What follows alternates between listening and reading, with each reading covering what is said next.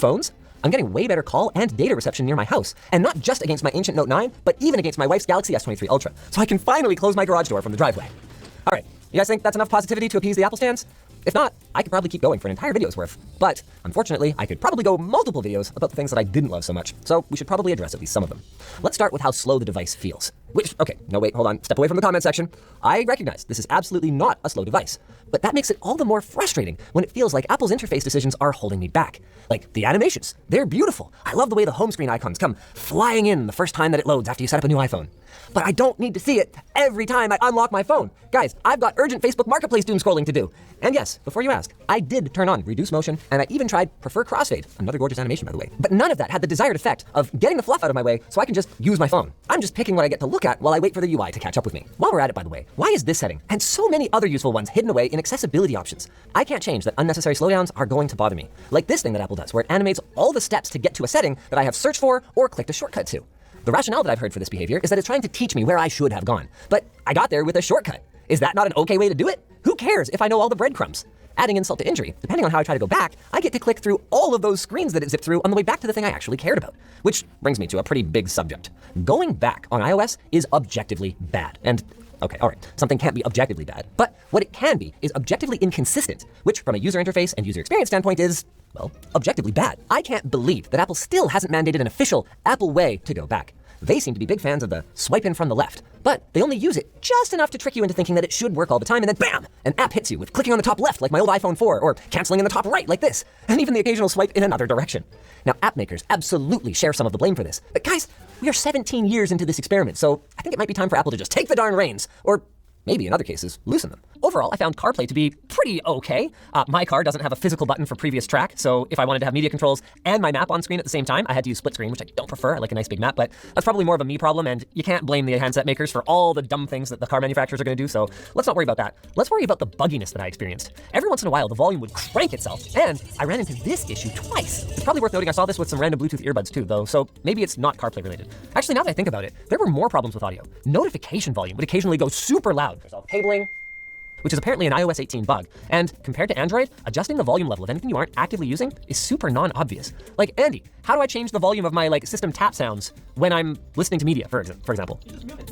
No, but how do I change the volume of that? I don't know. If you've never touched Android, this is gonna blow your freaking mind. No matter what I'm doing, if I touch the volume button, I can adjust my ringtone, my notifications, my media, and my system sounds. The fact that that doesn't exist, iOS users should be rioting in the streets. I know this next one is gonna get lost in translation, as Android and iPhone users are coming from completely different experiences here, but oh my goodness. The iPhone keyboard is missing so many things that I completely take for granted as basic functions of an Android keyboard. For example, while the iOS keyboard does let you hold down a key in order to modify your letters with whatever diacritical mark you need, or even sneak in the occasional thorn, yog, or esset, Android lets you use the same technique to access numbers and common punctuation from the first layer of the keyboard. You can even dial in the delay so that you barely have to slow down to insert one of those secondary characters. And this is an absolute godsend for those of us who write our texts like our AP English 12 teacher might grade us on them.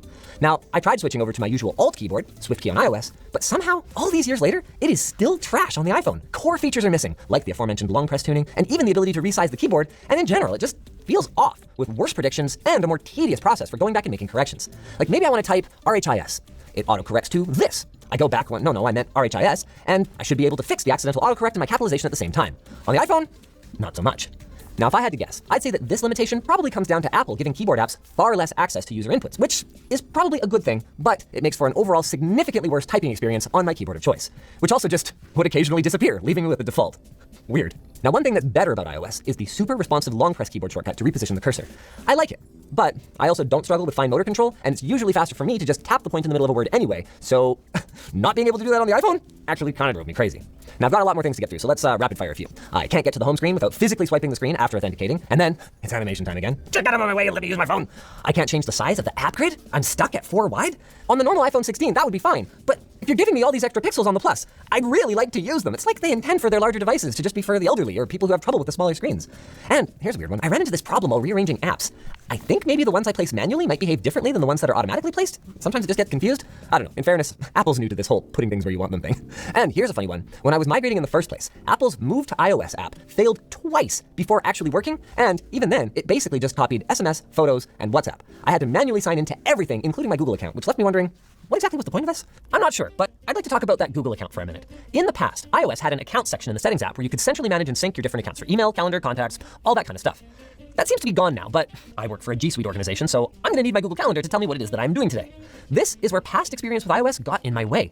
The account setting was gone, and I couldn't find an obvious way to add an account in the Calendar app. So I started looking for workarounds and ultimately discovered that if you open the iOS Mail app, it immediately prompts you to add a Google Mail account, which will also sync my Google Calendar in the native Calendar app. Now, I ended up getting attacked pretty hard for calling this out on the WAN show, but I'm holding firm that this is a prime example of spectacularly unintuitive design.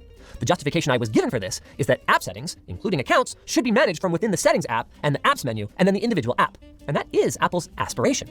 But as we've seen with back functionality, Apple's aspirations don't always match reality. So let's play a quick game called Find the Account Management menu. In the app. This one's in the app. Another one that's in the app.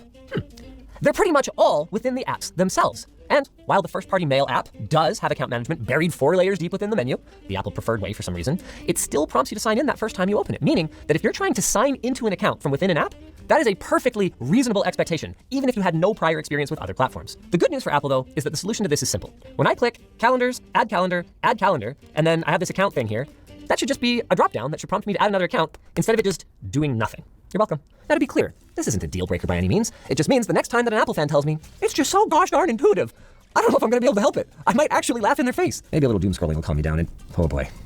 If you want the long version of this rant, you can check out the WAN show from a couple of weeks ago. But the TLDR is, when I flick my finger in my news feed or on Reddit, I expect the screen to move at the same speed that my finger moved and then decelerate from there. I do not expect it to move at whatever relaxed, chill pace that some Apple focus group has determined is the most aesthetically pleasing in order to hide their 60 hertz refresh rate. Another thing I touched on during that WAN show segment is buttons, particularly this new camera button here. Out of the box, I kept accidentally hitting it, only to have a user point out to me that I could configure it to require a double click. Well, that's super cool, I thought. I wonder what other apps I could make it No. Camera and camera adjacent only. Speaking of the camera, boy, was that ever an upgrade. Though, as someone coming from a 6-year-old device, I don't know what to say other than, I should hope so. And besides, my main focus isn't on the particular iPhone, but rather my overall experience with iOS 18. An experience I could probably go on for hours about, but Tim Apple, a more relevant meme than ever these days, doesn't have hours to watch this video, so how about I boil it down to just one thing that I need fixed? Let's talk about rotation locks. Most iPhone users I run into don't even realize this, but for a good 10 years now, you've been able to lock an iPad in landscape orientation, but not an iPhone. Now, we use iPhones as our teleprompters here at Linus Media Group, and because we can't lock them in landscape mode, we have to train all of our camera operators in a maneuver that we call the dip to reorient the screen. It's something we do so often that we don't even really think about it anymore. So, why bring it up? Because when I was going through the list of apps in my account, since the migration wizard didn't actually copy my apps over like it said it would and I had to do so manually, I came across Jetpack Joyride and I was like, oh my goodness, I haven't played that since the last time I dailyed iOS. It's been years. And I immediately fired it up. I played it for a second, then I put my phone down to make a note about something, and when I picked it back up, the game was upside down. I showed this on the WAN show as well.